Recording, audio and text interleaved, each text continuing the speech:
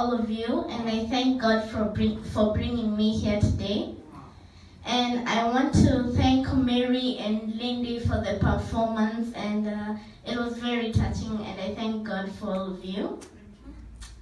Now, I started writing when I was 5 years old, and by that time I was going through a heart surgery, and the doctors used to tell me to write every day, and they told me not to communicate with them verbally, but to write.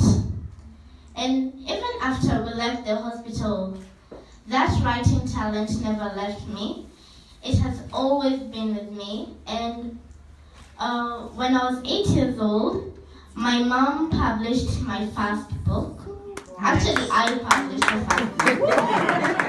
It's called Natalie's Poems, and it's a poetry book full of inspirational poems which talk about what we experience in our everyday lives.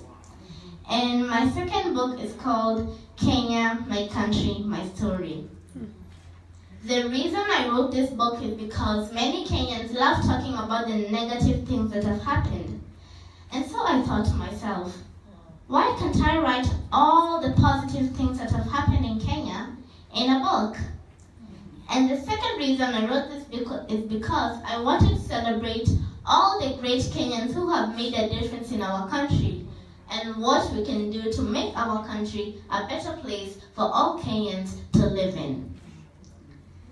Now, recently, I have just launched my third book. It's called Extraordinary Kenyans Doing Extraordinary Things.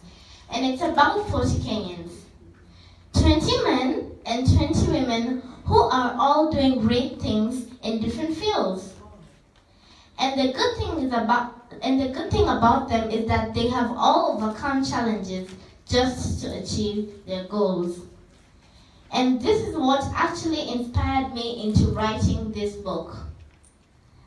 I want to thank Regina for having me here today, because this is such an honor and a blessing to hang out with all of you great women and women of influence like all of you. I am humbled. Now, I know that all of you seated in this room, you know that you have something inside you that you would love to do in this life. But you could be afraid. You're afraid because the odds are not in your favor. You're afraid because you're applying for a job where everyone else is more qualified than you. You're afraid because you're competing in a sport event where a competitor is bigger than you, or stronger, or faster than you are. You're afraid because your dream is labeled as 1 in a million odds of being accomplished. You're afraid because you've never beaten the odds before. Oh yes, you have. Let me remind you of something. Your very existence is beating the odds. Do you know how many things had to happen for you to be alive and breathing at this very moment? Let me tell you something very simple. You were brought into a perception in this world that is trying to make you less of who you truly are on the inside. Your life gets better when you find a way to share your talent with someone else. And for that very fact, you must dispel the idea that the odds are against you. The odds are not against you. Only you can be against yourself. Your negative mindset is against you. Your self-doubt is against you. Your insecurities are against you. Your fear is against you. Your world is a boxing match between you and yourself.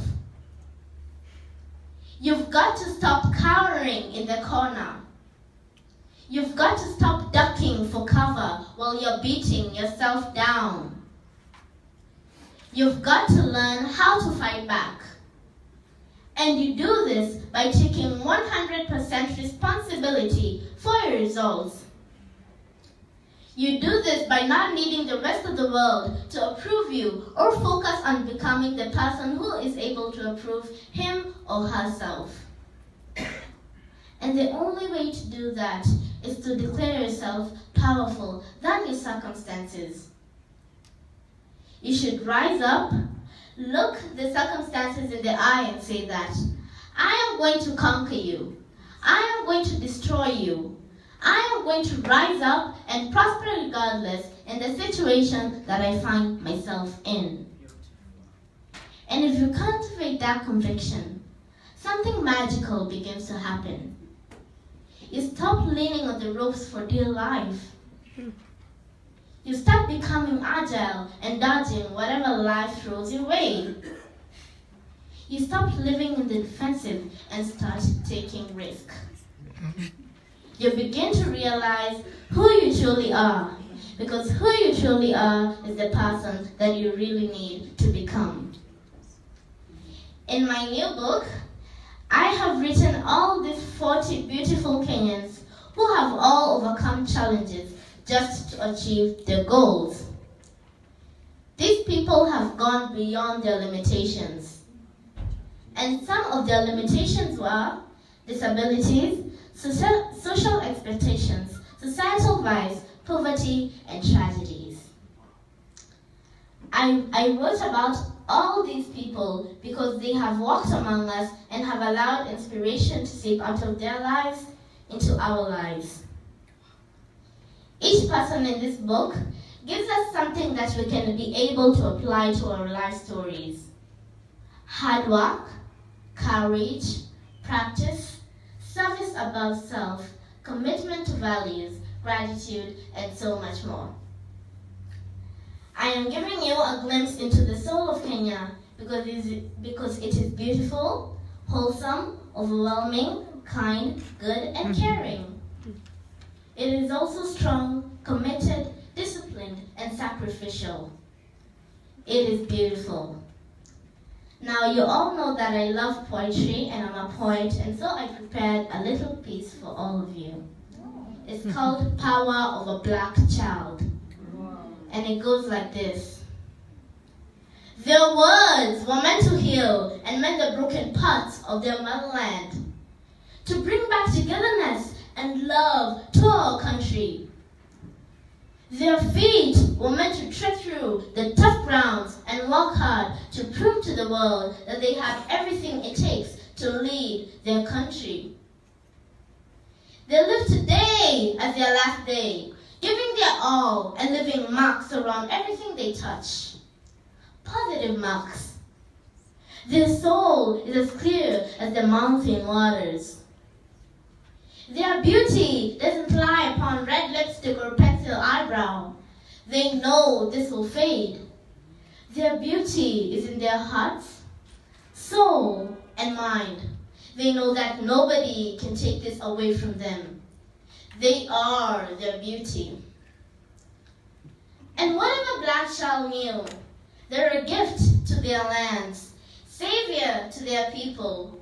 They will not spend time trying to change themselves for who they're not. They would be dancing around the gods which brought them to life, to earn the power to free their people. Thank you.